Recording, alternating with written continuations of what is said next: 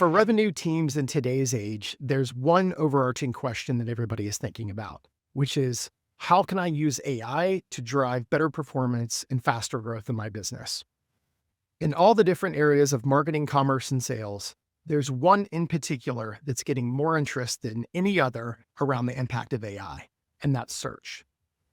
People are exploring and learning and discovering new products and services in completely new ways, thanks to AI and the intersection of search.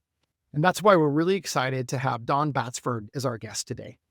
Don is a head of industry at Google, a longtime practitioner and advisor in the world of digital marketing, digital advertising, and commerce, and brings this unique ability to connect the newest technologies with consumer behavior, with understanding how marketing, commerce, and sales teams can take the most advantage of these windows of opportunity. So you're going to get to hear from a cutting-edge executive on what you should be doing to maximize the opportunity for your team to drive better growth in the organization. So come join our conversation with Don Batsford from Google. Don, great to see you again and welcome to the podcast. Really been looking forward to this one. Greg, it's really good to be here. Thanks for having me. I was looking forward to speaking to you for a couple of reasons. One, just for people to know, Don has known Invoca for a very long time. So he's very familiar with what we do, which is always great. And then I just really always enjoy our conversations because I always tend to think of you and the role that you play as a thought leader, a thought partner to revenue teams and how they grow their businesses. And that's the core of what the podcast is all about. So just really looking forward to it. I just want to note for people really quickly, Don does work at Google. He's speaking in a personal capacity today from his practitioner's experience. So Don, just really appreciate your willingness to share your points of view on what's going on in the crazy world today. Well, looking forward to this conversation. It's going to be great. Well, let's start off with the topic that everyone is talking about, which is AI. And, every marketing executive, every revenue executive I talk to is thinking about how is AI changing consumer expectations, changing the journey, changing the path to purchase. And obviously that's something that's very critical in the world of search and digital advertising. So just to begin, how do you see from a consumer perspective, what is changing in this thing called search that has been so pivotal to the internet over the past 20 years? Well, okay, that's a big question. And when we talk about AI, I think it's changing everything. And I think that's almost a cliche at this point, is that it's what is it not going to touch? I think people are trying to figure out what nooks and crannies of the universe they maybe won't be impacting. Yeah. Look, search has been a big part of it, and every product is evolving over time, and it's really exciting. And here's where my personal opinion is, and what we're seeing is that historically we were wired to think about search as a series of keywords. And I don't know about you, but the way I used to search was the way I think that a machine wanted to hear. It would be maybe two, three words. It was a little bit removing of the filler. It was kind of stilted.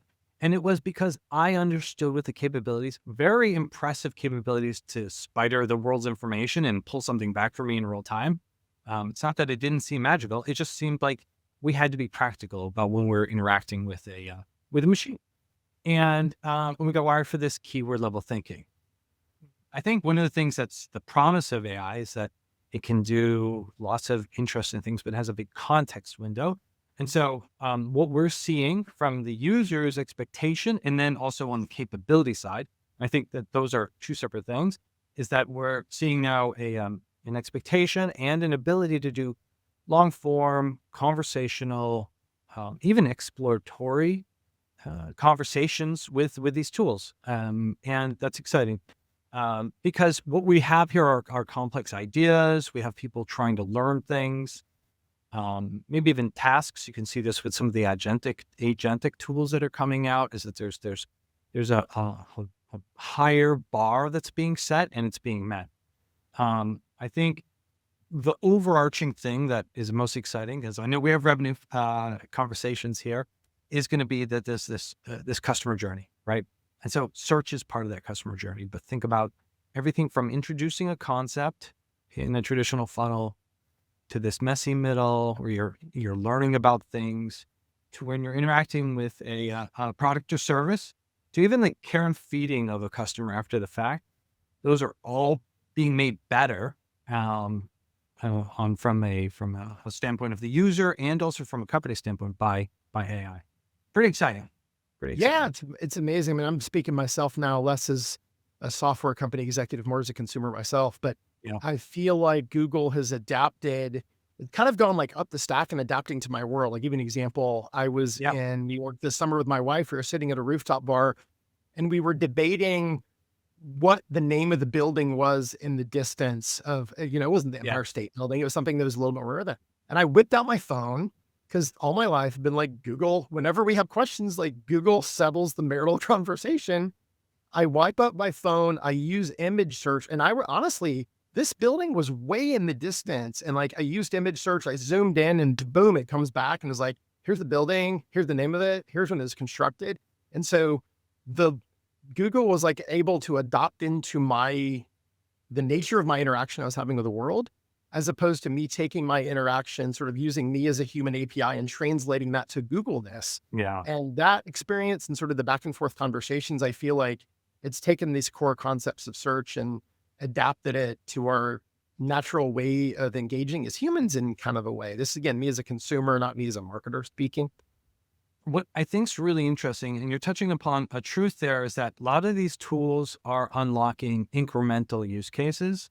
Quite often in tech companies, you talk about tech debt. There's things we would do if only we had the resources and time, and there's almost a societal debt that we have out there. There's things we would know, do research, learn about if we had more at our fingertips. And I think we have this now. And whether it's taking a picture of something that's out in the world, or it's just you have a thought first thing in the morning and you want to know more about it, we can dive deeper. And that's not new. And these tools are also generative, so they can make mock-ups or things that we never thought possible before. So we can have that proven concept. It's pretty heady, but interesting stuff. Yeah, I mean, to your point, we just renovated a room in our house. My wife loves design, and her ability to visualize the space before she ever bought a thing was just really amazing. And I would not say I love my wife a lot, but I would not say that she's at the forefront of technology adoption. And the fact that she discovered this tooling and was able to sort of express her ideas in that way, I think is a really powerful statement around everyday normal human beings being able to lean more into these capabilities as opposed to having to have sort of more of that engineering mindset where you're translating your need into search semantic structure, syntax, or things like that. Yeah. Um, we're recording this in late September, a couple weeks after Yeah. Google Think Leads, which I tend to think of as the second biggest Google event that I see outside of Google Marketing Live, which happens in the spring. A lot of talk around AI overviews, AI mode, Yeah. sort of on the marketer side. Do you mind just sharing everybody simple explanations of what those products are, how they experience them as consumers, and maybe a little bit around how marketers should be thinking about them as well? Yeah. So lots of different things are happening at Google. I mean, the pace of launches are really amazing. Huge shout out to Google engineering. Just every day, cheers from the stands as far as what's going out. We're absolutely elated with the pace that's going out there. Two of the things that have been talked about at Think Leads and out in the greater world is AI mode and AI overviews. They are two separate products. So AI overviews is just that. It's an AI overview. Think of it as the realization of what could be possible within a Google search. So something where it's coming up with a summary or answering a question, or it's asking you to go deeper into the links below, right at the top. Sometimes it's in the middle. The future's unwritten on where some of these things exactly live. But the long and the short of it is that that is part of the Google search experience, AI overviews. Separately, we have something called AI mode, and the team has launched that as an experiment. If you live in the US, for example, you can participate that, especially if you are a member of the labs program. Look, that is something where it's not just ask one question and you get results. That's the conversational AI that we know and love. It's powered by Gemini, so you're getting a nice top end model to bring you through these moments, and it is something where you might then have the ability to go deeper into a conversation, which is really exciting. But I think more than just talking about specifically about those two things, because although that's an interesting kind of bifurcation of how someone might bump into those, it's really complex user journeys. Um, and these are being improved every day, but that's the value prop, right? I have a really complicated conversational question or a thing I need to learn about or task I want to get done. And the Google engineering team is able to meet those moments. And one of the reasons I've always enjoyed talking to you is you have this, you're a technology, you have an innate interest in technology, but you also have close connectiveness to marketing teams and executives in the field who have to use these products every day. So, what are, as you see marketers leaning in, what are some of the real world implications for how they run their teams, how they do ops? Like, what are the marketers having to do in addition to leveraging some of these newly available technologies? What are they having to do in the real world to make the most out of this from an operational point of view and how they impact the consumers they're trying to communicate with? Yeah. So this is top of mind. The team that I'm on is largely a consulting role where we're thinking holistically about businesses and hopefully making them grow so that we can be better partners moving forward. And this is a massive opportunity, but does require some shifts. It's an exciting challenge, I think, for most marketers. I think when we're thinking about that user journey, again, this is the big thing. There's a user journey, the chance to shape it all along from introduction to comparison to the kind of cultivation of loyalty and LTV. Cultivating a kind of like a bespoke set of moments for somebody is really important. And so this curated experience, right? Google's going to be able to pull information together. It's going to be able to curate that AI overview or that interaction. But I think marketers need to think about that too. And one thing that I've spoken at a couple conferences about is that the killer human skill is empathy. And it's not just empathy as in, okay, it's just about emotion, understanding where users are, but it's about thinking about the path that a user has gone on. So are you at the beginning, somewhere in the middle, what information would they have pulled in? And then anticipating that next question. I've kind of termed the phrase rock stars and robots. And with robots and rock stars, it's really the fact that robots are going to take care of a lot of this raw insight finding and being dynamic and presenting things. But we need to think about, do we have this bespoke experience? Think about your landing page. Think about your call script. Think about the emails you send afterwards. Think about the creative you're showing somebody. And then funneling them through those steps. And then ultimately gathering the right data and then whispering that back to these robots. So there's a nice flywheel between them. That takes a lot of high EQ to think about a customer, to think about an experience, and to build the ones that maybe never have existed before.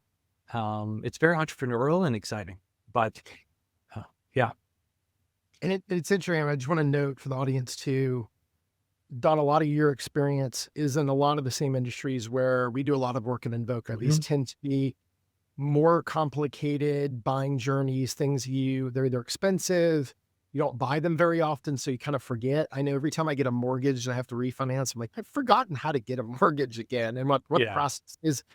So that's where I think a lot of this creativity becomes important. And to your point, the empathy, like I jokingly say sometimes these aren't click, click, buy types of things, Yeah. they take some thought. Sometimes they entail speaking or consulting with like a household partner that you may have or children and various other things. And so what's interesting is, there's new capabilities from AI in the world of generating demand or facilitating interest. There's also, we talked about earlier, sort of making up a room and that idea of converting demand and how do you try on these goods for size, Yeah. in a way that it used to be, you could only really try on a good for size if it was an article of clothing.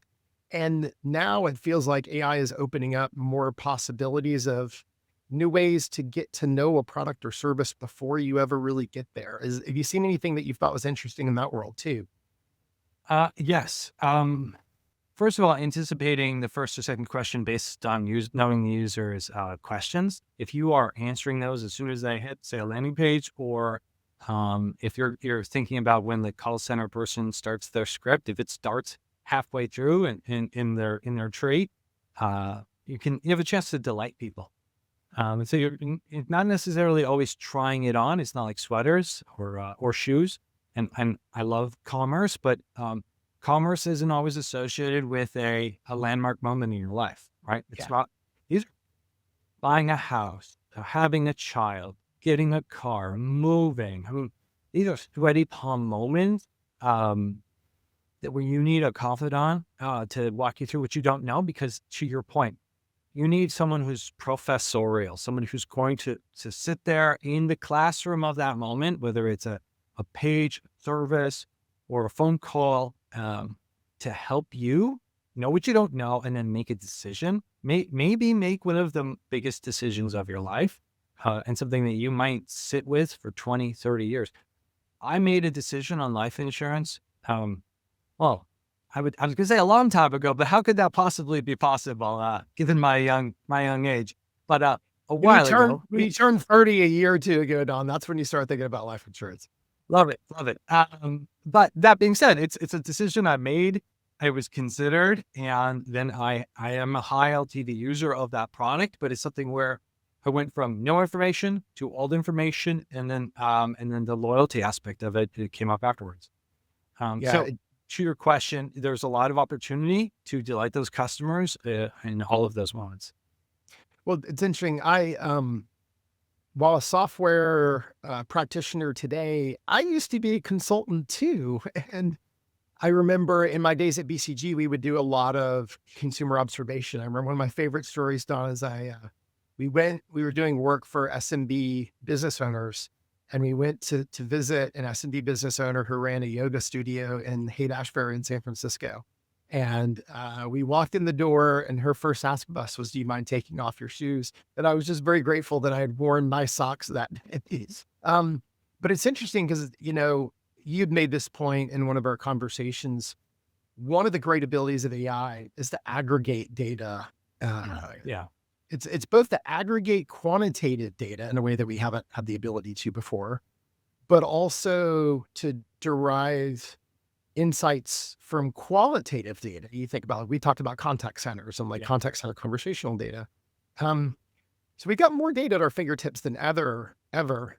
But you mentioned empathy, and maybe to click into that a little bit, are there things that you see marketing or commerce teams doing to really try to understand the user and the consumer journey in a world where they have more data? Well, like, you could argue you could get Yeah. lazy. I could do even more desk research. I don't need to go out and talk to an SMB owner because I've got all this data on what they're doing. Yeah.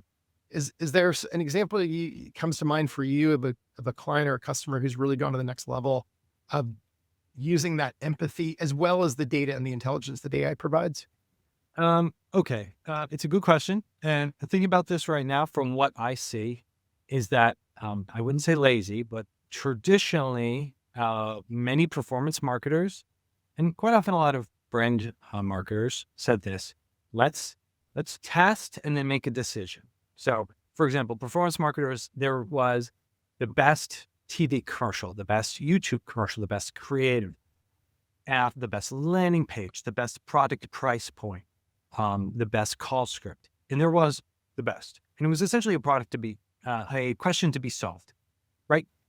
We saw this with brand, it's focus groups. Let's understand what is the best. The truth is about people is that we all are coming from different parts, and there is no best. And which is not very satisfying, when you show up in a boardroom and somebody says, "Hey, show us our best creative."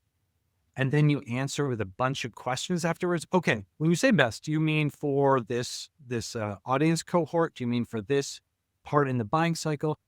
It's not as satisfying, but it is something where you do have to roll up the sleeves. You will have to lean in and say, okay, we're going to have hundreds of different experiences, but each one of those is the best for that particular use case. Yeah. It's a shift. It's a mental shift, and it's something that's still ongoing with them, with many, many places. Yeah, I agree. I mean, one of the things to me that's interesting is the way that I think about marketing. The price of executing creativity has come down. And I mean, 100%. you mentioned TD. Think about the old days. My wife worked at an ad agency, and you would think about a big TD campaign, and you could explore two or three concepts because the cost of Yep. exploring a concept was really, really high. Whereas now the cost of exploring those concepts is dropped incredibly. And so in a way, the creative freedom that you've opened up is super high. And I also think I'm curious to get your take here too. A Yeah. lot of the brands that serve, consumers in these landmark moments, they also serve multiple demographics. I was talking about this with a telecom provider recently. And if Yep. I think about a telecom provider, you know, when I think about wireless service and AT&T Mobile or Verizon, you've got one audience, which is like my teenage kids who are getting uh, a a device on their parents' dime, probably for the first time. You've got young adults that have got their first job there going out to college. You have families, kind of emerging families that are adding kids to their plans. You have the generation who has seen kids leave and is downsizing and saving to herself. And you got to be able to speak and meet all those different audiences who have different preferences on where they get information, different preferences for how they communicate, how they do the research. Like you've got to serve a bunch of different variety. And so I think to your point of there's no one absolute bests, your ability to now get to a best for a specific audience, a micro audience, an Yeah. individual, like you've got more ability to do that than ever now.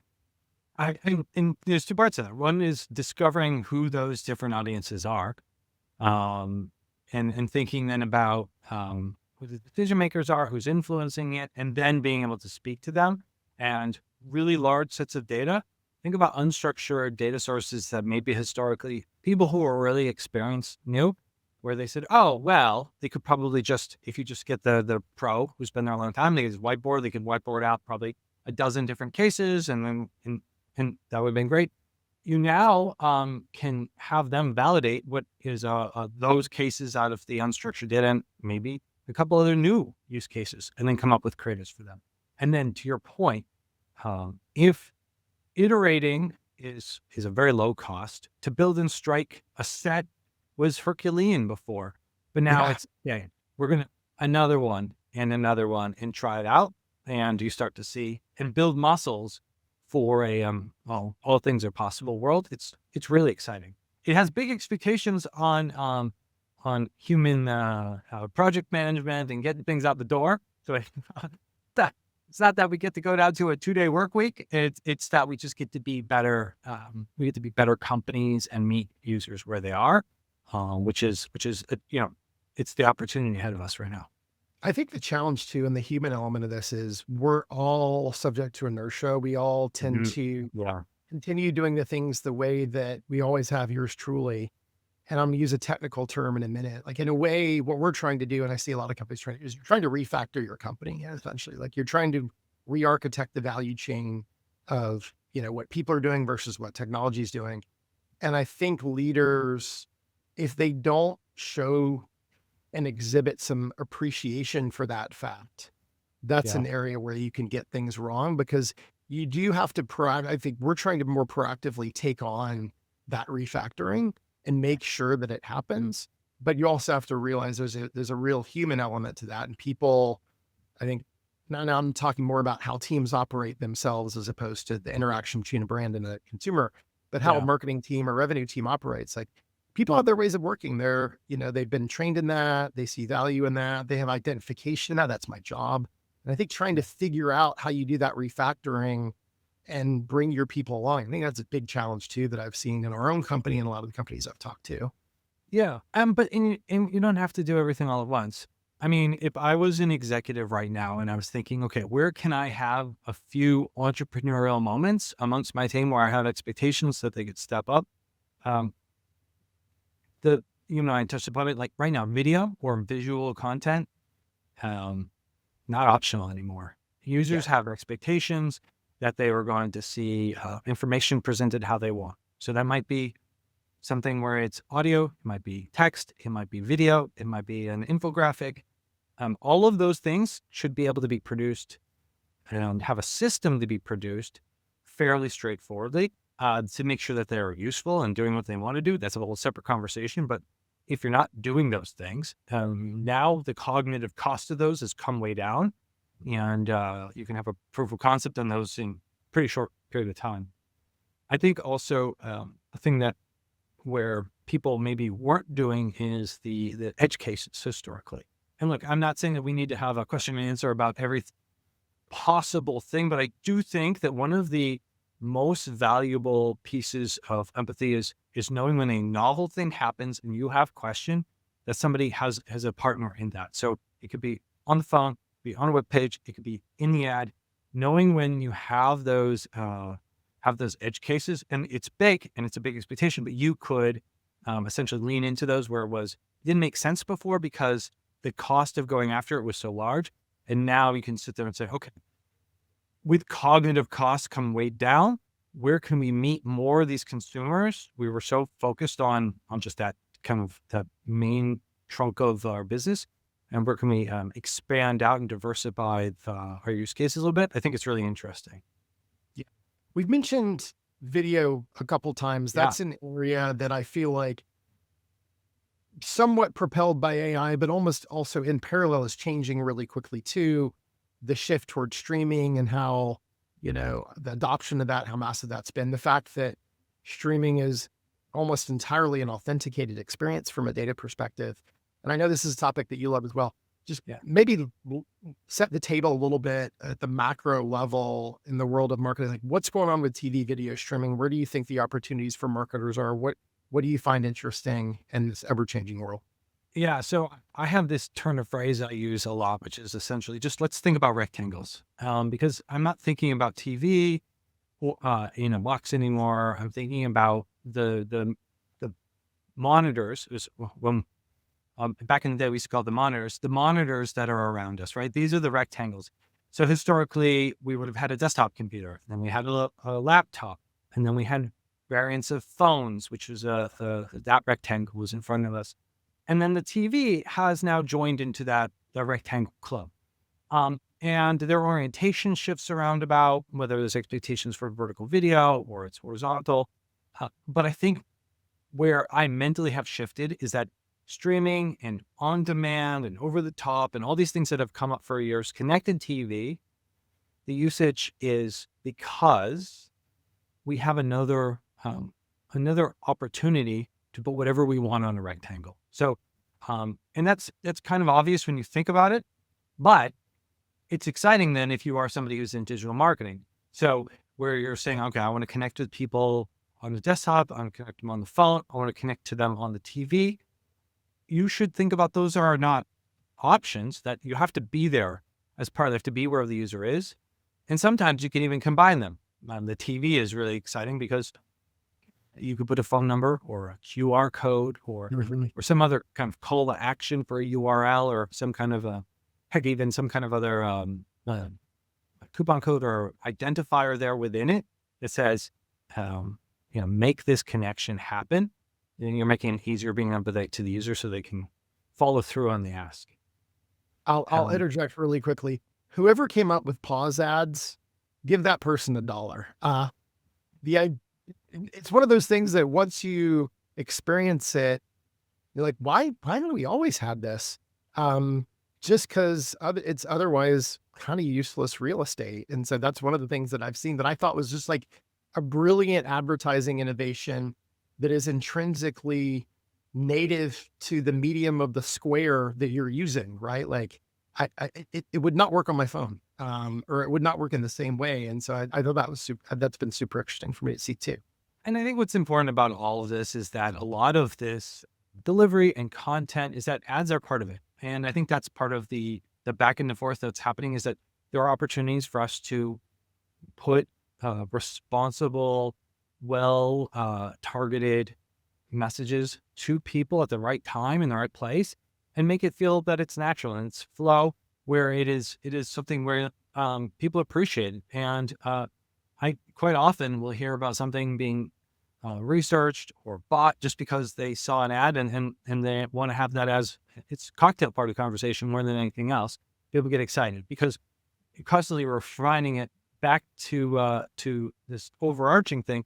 They're refining it down to these potential customer journeys, knowing about the user, being empathetic, and that bears fruit for marketers and it bears fruit for the users themselves too. Yeah, I'd love to get your take. One of the words that I feel like is more associated with TV video and streaming than I've heard in the past is outcomes. And Yeah. I feel like there's been a shift where people, I'm going to use the extreme version. People sort of looked at, the Mad Men era of TV as, big Yeah. branding vehicles, et cetera, et cetera. The data and outcome orientation or possibilities have opened up in the past few years. And so just curious as to when you're talking with marketing leaders, CMOs, how do they think about it now of like, Yeah.